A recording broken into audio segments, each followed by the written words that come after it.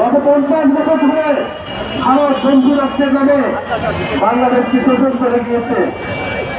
গত 15 বছর ভারতের কর্তৃত্ব এবং পরোক্ষ সহায়তায় বাংলাদেশের ফ্যাসিবাদ চেপে বসেছিল। সেই ভারত সরকার শেখ হাসিনাকে আবারও তার দেশে জায়গা দিয়ে বাংলাদেশের বিরুদ্ধে ষড়যন্ত্র অব্যাহত রেখেছে। ভারত সরকারের প্রতি আমাদের আহ্বান থাকবে, যদি বাংলাদেশের সাথে সত্যিকার অর্থে সম্পর্ক করতে চান, যদি চান বাংলাদেশের জনগণ আপনাদের প্রতি সুসম্পর্ক বজায় রাখবে, তাহলে অবিলম্বে শেখ হাসিনাকে দেশে পাঠানোর ব্যবস্থা করুন। ভারত বাংলাদেশ প্রত্যাবর্তন চুক্তি হিসেবে বাংলাদেশে মানবতা বিরোধী অপরাধীকে বাংলাদেশ সরকার চাইতে পারে এবং ভারত সেখানে বাধা দিতে পারে না। ফলে আমরা আশা করব যে শেখ হাসিনাকে ফেরত দিয়ে বাংলাদেশের সাথে ভারত নতুন করে সম্পর্ক স্থাপন করবে। ভারত শুধু শেখ হাসিনাকে আশ্রয় দেয়নি, বাংলাদেশে যে আওয়ামী লীগ অস্থিতিশীলতা এবং ষড়যন্ত্র করছে সেটাকেও পরোক্ষভাবে সমর্থন দিয়ে যাচ্ছে। আমরা ভারতের জনগণের প্রতি আহ্বান জানাবো, আপনারা আপনাদের দেশে কোন গণহত্যাকারীকে আশ্রয় দিবেন না। ভারতের ছাত্রদের প্রতি আহ্বান জানাবো, জুলাই আগস্টে যেভাবে আপনারা আমাদের সমর্থন জানিয়েছিলেন, একইভাবে আপনারা আমাদের এই বিচারের আন্দোলনকে সমর্থন জানান এবং আপনারা দাবি উঠান যে ভারতের মাটিতে কোনো গণহত্যাকারীর ঠাঁই হবে না। আমরা চাই ভারত বাংলাদেশের জনগণের মধ্যে সেই বৈধতা, সেই ঐক্যতা অটুট থাকুক।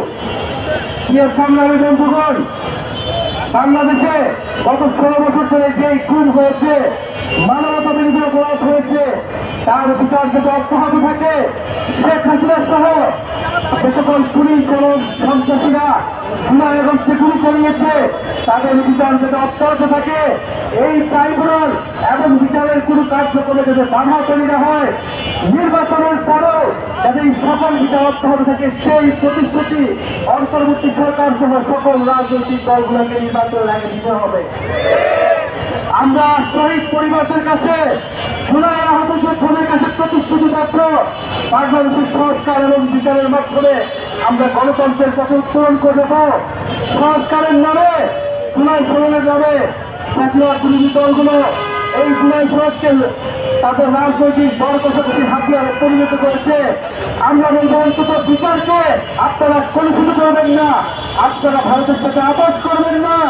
এই সরকার যাতে কঠোর থাকে এবং বাংলাদেশের জনগণ যাতে রাজপথে এই বিচারের রায় কার্যকর না হওয়া পর্যন্ত তাদের সর্বমুক্তি রাখে, সেই আহ্বান আমরা জানাচ্ছি। আজকে যারা উপস্থিত হয়েছেন, জাতীয় নাগরিক পার্টি সহ জাতীয় নাগরিক পার্টি ঢাকা মহানগর উত্তর দক্ষিণ, জাতীয় ছাত্র শক্তি, যুব শক্তি এবং শ্রমিক শক্তি ঢাকা মহানগরের এবং নারী শক্তির ঢাকা মহানগরের যারা নেতৃবৃন্দ এবং জাতীয় ছাত্র শক্তির বিভিন্ন ক্যাম্পাসের নেতৃবৃন্দ এবং কর্মীরা যারা উপস্থিত হয়েছেন, তাদেরকে ধন্যবাদ জানাচ্ছি। জাতীয় নাগরিক পার্টির রাজপথে লড়াই সংগ্রাম অব্যাহত থাকবে। আমরা নির্বাচনে অংশগ্রহণ করব, কিন্তু বিচার সংস্কারের প্রশ্নে জাতীয় নাগরিক পার্টির আপোষ থাকবে এবং এইখানে আপোষহীন থাকবে এবং যারা আপোষ করবে যে সকল রাজনৈতিক দল, তাদের বিরুদ্ধে এনসিপির কঠোর অবস্থান থাকবে।